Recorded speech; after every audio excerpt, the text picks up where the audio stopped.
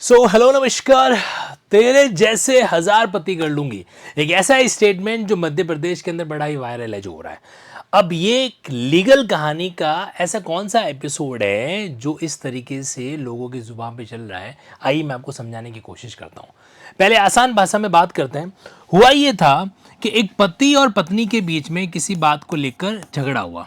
ठीक है, पति पत्नी वो जिन्होंने घर वालों की मर्जी के अगेंस्ट में जाके क्या किया था, लव मैरिज है जो कर रखी थी।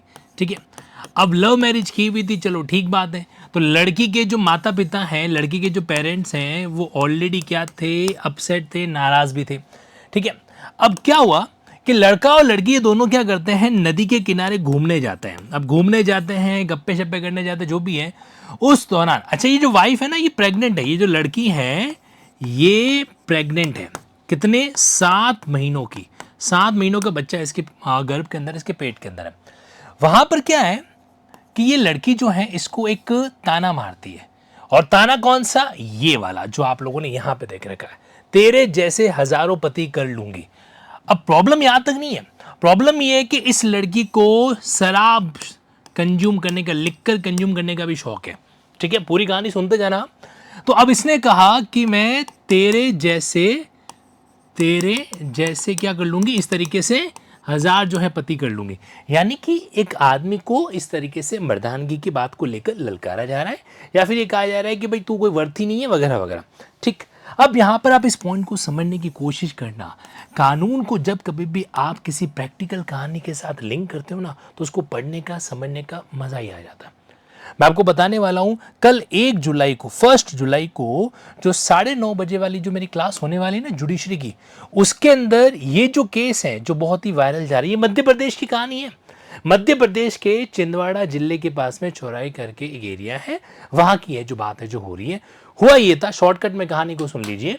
शॉर्टकट में ये है कि एक पत्नी की लाश नदी के किनारे पाई जाती है, और वहाँ पे पति क्या करता है, फ़ोन करता है लड़की के पिता को और पुलिस को कि भाई ऐसा ऐसा हुआ, लड़की ने मेरे को ऐसा कहा और मैंने उसको पत्थर मार के इस तरीके से मार दिया। ठीक, उसके बाद में पुलिस आती है, सारा नक्शा रिपोर्ट है जो बनाती है, साइड प्लान बनाती है, जो बयान रिकॉर्ड करती है, लड़के को एक तरीके से लेके चली जाती हैं और गिरफ्तार कर लेती है। उसके बाद में ट्रायल कोर्ट क्या करता है, उसको सजा देता है उम्र कैद की, आजीवन कारावास को लेकर।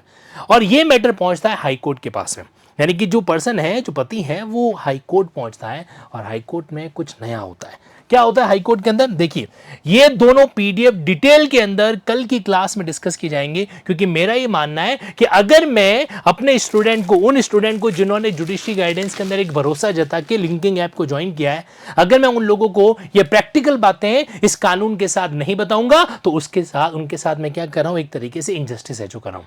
तो कल मैं 2 टॉपिक स्पेशली डिस्कस करूंगा। यह है ट्रायल कोर्ट का वो जजमेंट जिसमें सारी की सारी कहानी आ रखी है। फिर उसके बाद में देखो, अब ये आपके सामने हाई कोर्ट का एक वर्डिक्ट हो गया, ध्यान से सुनना। ये ट्रायल कोर्ट का जजमेंट, और यहां पर आपके सामने क्या रखा है, यहां पर आपके सामने ये है हाई कोर्ट का जजमेंट, आपके मध्य प्रदेश जो जबलपुर बेंच है उसका जजमेंट। तो इसमें इन दोनों का कोरिलेशन किस तरीके से होगा, मतलब कि एक जजमेंट जिसमें ट्रायल कोर्ट ने ऐसा डिसीजन दिया, ट्रायल कोर्ट ने जहां पे क्या बोला कि भाई यहां पे लाइफ इंप्रिजनमेंट होगी। मैटर हाई कोर्ट में गया, और हाई कोर्ट इस ग्राउंड पे, कौन से ग्राउंड पे, हाई कोर्ट ये कहता है कि यार वाइफ ने जो स्टेटमेंट दिया ना, ये प्रोवोकेशन है। तो जब आप सेक्शन 101 भारतीय न्याय संहिता पढ़ते हो, तो उसके अंदर क्या कर रखा है, मर्डर की डेफिनेशन दे रखी है। ठीक बात है, लेकिन इस मर्डर की डेफिनेशन के अंदर स्पेसिफिकली 5 एक्सेप्शन दे रखे हैं। और जो फर्स्ट एक्सेप्शन है, पहला जो एक्सेप्शन है, वो ये कहता है कि अगर मान लीजिए कोई भी इंसान को इस तरीके का प्रोवोकेशन दे, इस तरीके का प्रकोपन दे, जो कि अपने आप में कैसा है, सडन है, नंबर 1, और साथ ही साथ में ग्रेव है, तो फिर क्या होता है, तो उस केस में इसको मर्डर की सजा नहीं मिलेगी, इस केस में इस बंदे को मिलेगी कल्पेबल होमिसाइड की सजा। अब यहां पर भी कुछ ऐसी कहानी है, लेकिन कहानी एग्जैक्टली वो नहीं है जो हमको यहां पे दिखाई दे रही है। इस कहानी के कुछ और भी मोड़ है। जैसा मैंने आपको बताया कि पत्नी ने शराब पीने की पत्नी को आदत थी। दूसरा, लव मैरिज का सीन इनका हो रखा है, उन्होंने मंदिर में जाके शादी की थी जहाँ पे लड़की का पिता उपस्थित है जो नहीं था। और भी कई सारे ऐसे इंसिडेंट होते हैं। और सबसे खतरनाक बात बताएं क्या है, हाईकोर्ट ने जो ये सजा कम करी है, किस बेसिस पे, प्रोवोकेशन बेसिस पे। यानी कि अगर कोई इंसान आपको उकसाए और उसके बेसिस पर आप सामने वाले का मर्डर कर दो, तो क्या आपको जो सज़ा है वो मर्डर की मिलेगी या कल्पेबल होमिसाइड की मिलेगी? तो आंसर है कल्पेबल होमिसाइड, लेकिन कुछ शर्तें हैं, सडन और ग्रेव। अब ये सडन और ग्रेव कौन से केसेस में हो सकता है? मतलब क्या ये कहना कि तेरे जैसे पति आते जाते रहते हैं या मैं नया पति लेके आ जाऊंगी, क्या ये वाकई में एक पति के पॉइंट ऑफ व्यू से ग्रेव स्टेटमेंट है? और क्या हस्बैंड ने इमीडिएटली उसको पत्थर से मारा तो क्या ये एक्टिविटी सडन के अंदर आएगी क्या?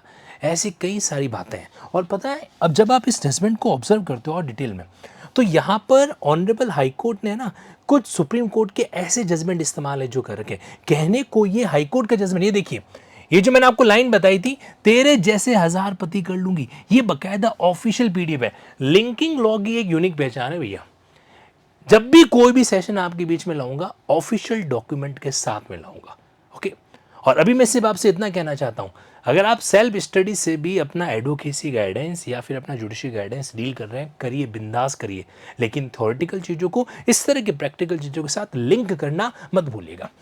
तो यहाँ पर जो है ना ये सारी बात हुई, तो इसकी जो डॉटर थी किरण, उस किरण ने अपने पति को ऐसी बात है जो कही। और यहाँ पे इस जजमेंट के अंदर जब आप आगे जाते हैं, 11 पेज का जजमेंट है, लेकिन ये 11 पेज का जजमेंट अपने आप में कई सारे लीगल कॉन्सेप्ट को क्या कहता है, क्लियर करता है। यहाँ तक आता कि सुप्रीम कोर्ट का जो एक मैटर था उसका भी यहाँ पे जिक्र है जो कर रखा है। इसी के साथ साथ में इन्होंने एक और सुप्रीम कोर्ट के मैटर का भी यहाँ पे क्या कर रखा है, रेफरेंस है जो दे रखा है, और उस केस का नाम है नवाज वर्सेस स्टेट। तो इन सारे केसेस के अंदर भी बात यही आती है, मर्डर और कल्पेबल होमिसाइड जो रेज वर्सेस गोविंदा ने एक्सप्लेन किया था ना, इसी कहानी का एक नया मोड है जो है।